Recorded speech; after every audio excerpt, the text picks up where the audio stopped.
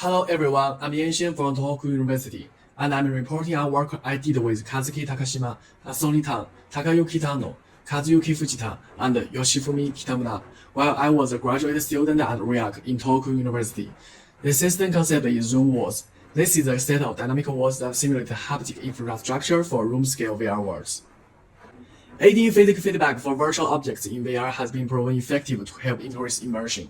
Our interest is in exploring how we can do this for room-scale VR, as this will help provide better experience of virtual space. Many use physics props that stand in for VR objects here. The prop is haptically representation of something in the environment. TurkDeck uses human actuators dynamically to rearrange a set of props in a room-scale VR experience.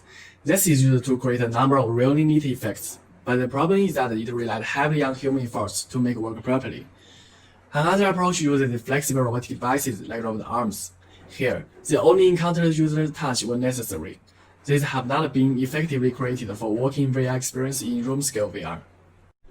A recent effort called RoomShift introduced a new method using a set of autonomous robots that carry pieces of furniture around a room-scale virtual environment. Similar to our approach, these pieces of furniture can provide haptic feedback to users. Our work built on this proof of concept to explore how autonomous robots can coordinate to provide a cohesive experience for room-scale VR. We propose ZoomWalls, which relies on a set of automatically coordinated wall-shaped probes. Each ZoomWall is a human-sized moving wall segment, which enables human-scale encounter-type haptic experience in room-scale VR scenario.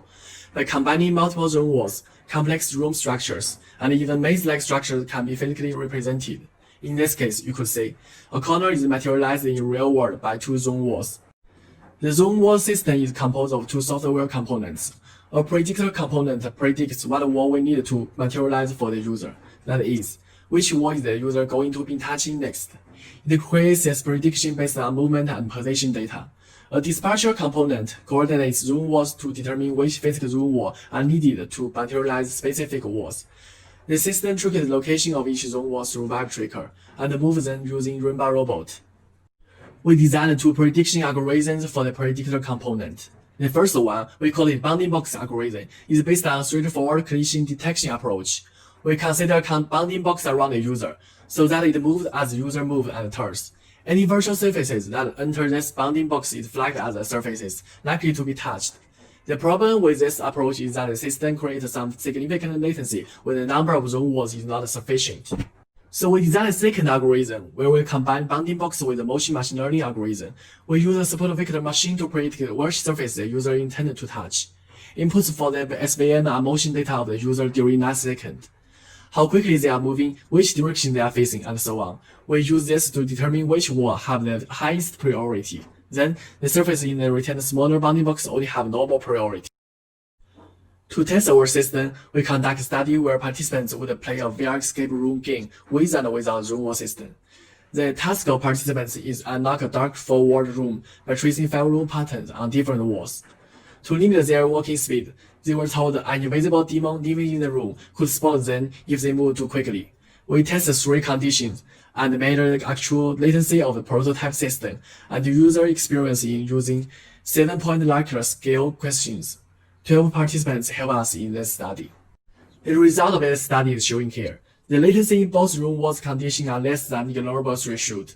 In terms of subjective responses, we focus on comparing the baseline and 2 ZoomWall conditions. In all 3 cap scale, a same tendency can be observed. Participants believe that ZoomWalls improve their VR experience. Beyond the basic forward room, we explore the ability of ZoomWalls to present different kinds of room like narrow corridor and zigzag room. Based on this exploration, we designed a proof of concept of FPS game and an adventure game with ZoomWalls. Unlike traditional VR theme parks, ZoomWall dynamically reconfigure the haptic infrastructure on demand without the need of human intervention. Beyond entertainment, ZoomWalls can also be applied into other VR experiences that emphasize spatial awareness, like tactical training, immersive drill, and architecture design. So in this research, we propose the ZoomWalls that simulate haptic infrastructure in room-scale VR, relying on autonomous robotic encounter-type wall-shaped probes.